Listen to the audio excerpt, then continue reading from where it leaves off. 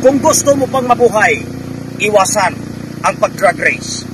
Gusto ng tuldukan dito sa siyudad sa Cagayan de Oro ang naturang aktibidades dahil marami pa rin ang gumagawa nito.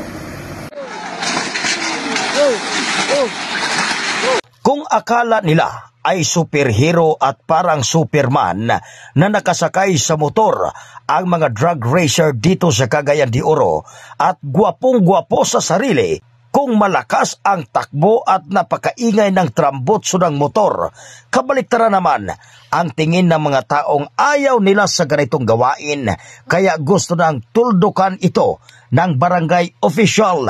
Ito ang sinabi ni Barangay Kapitan Julito Ogsimer sa Barangay Lapasan kung saan sari-saring reklamo ang kanyang natatanggap sa mga residente at ayaw niya na may mamatay dahil sa drug racing activity ng mga kabataan sa Coastal Road sa Lapasan at Barangay Gosa. K5 Kim, una sa lahat,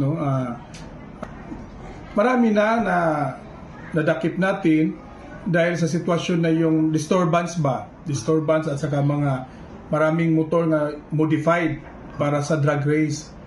Yan ang natin, kaya nga ngayon hindi na masyado kumpara sa dati. Yung nangyari sa Gusa na nagkagulo, kita ang Barangay Lapasan mo una nag-respond din na to. Yung nangyari doon sa, hindi ko masigurong anong buwan yun. At saka ngayon, plano na ang Barangay Lapasan Council na maglagay kami ng outpost dyan sa coastal area. May area doon na pwede malagyan ng outpost para doon na talaga mag-standby yung volunteer tanod natin. May mga na-organize na tayo ng mga volunteer tanod, almost 200 yan. Yan, i-assign natin sa coastal area kung saan yung area na minsan doon nangyari ang drug race. Sa ngayon ay patuloy pa rin gumagawa ng drug racing activity ang mga kabataan na parang pusa na siyam ang buhay kahit sa katotohanan ay isang simplang bulang sa motorsiklo ay hukay na ang kahihinatnan.